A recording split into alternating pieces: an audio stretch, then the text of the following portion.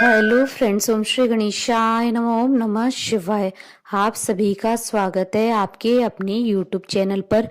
आप सभी को महाशिवरात्रि की हार्दिक शुभकामनाएं। फ्रेंड्स, आज हम आपको इस वीडियो में बताने जा रहे हैं महाशिवरात्रि की पौराणिक व्रत कथा के बारे में। फ्रेंड्स, वीडियो शुरू करने से पहले आपसे रिक्वेस्ट है, अगर आप हमारे चैनल पर नए हैं और आपने अभी तक चैनल को सब्सक्राइब नहीं किया है तो प्लीज सब्सक्राइब कीजिएगा चैनल को, साथ ही प्रेस कीजिएगा बेल आइकन को, जिससे नए वीडियो से रिलेटेड नोटिफिकेशन आपको तुरंत प्राप्त हो सके। और वीडियो पसंद आने पर वीडियो को लाइक और शेयर जरूर कीजिएगा ताकि सभी भक्तों को इस वीडियो का लाभ प्राप्त हो सके। और कमेंट बॉक्स में ओम नमः शिवाय जरूर लिखिएगा। फ्रेंड्स, अब आइए प्रारंभ करें महाशिवरात्रि की पौराणिक व्रत कथा। एक बार पार्वती जी ने भगवान शिव शंकर से पूछा, ऐसा कौन सा श्रेष्ठ तथा सरल व्रत पूजन है जिससे मृत्यु लोक के प्राणी आपकी कृपा सहज ही प्राप्त कर लेते हैं। उत्तर में शिव जी ने पार्वती जी को शिवरात्रि के व्रत का विधान बताकर यह कथा सुनाई। एक गांव में एक शिकारी रहता था। पशुओं की हत्या करके वह अपने कुटुंब को पालता था।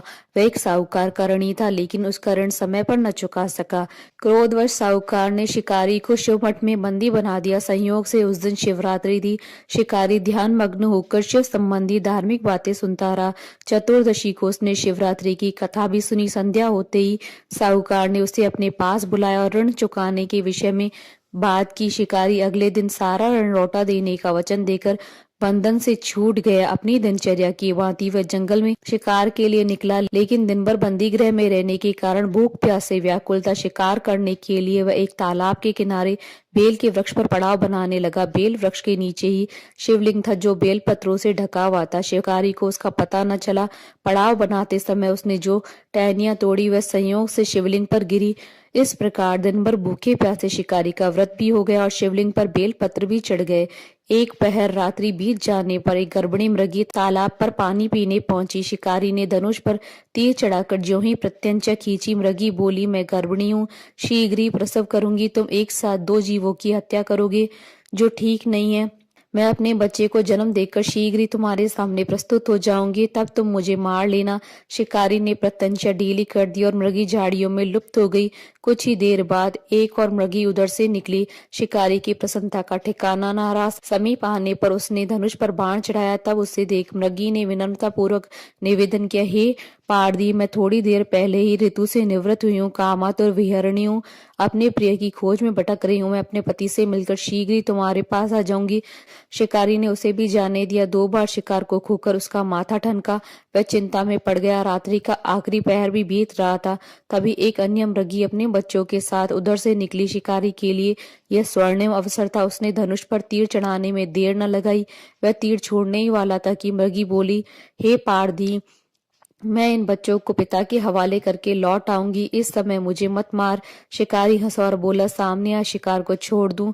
मैं ऐसा मूर्ख नहीं हूं। इससे पहले मैं 2 बार अपना शिकार खो चुका हूं। मेरे बच्चे भूख प्यास से तड़प रहे हैं। उत्तर में मृगी ने फिर कहा, जैसे तुम्हें अपने बच्चों की ममता सता रही है, ठीक वैसे ही मुझे भी। इसलिए सिर्फ बच्चों के नाम पर मैं थोड़ी देर के लिए जीवन दान मांग रही हूँ। हे पारदी, मेरा विश्वास कर, मैं इन्हें उनके पिता के पास छोड़कर तुरंत लौट आने की प्रतिज्ञा करती हूँ।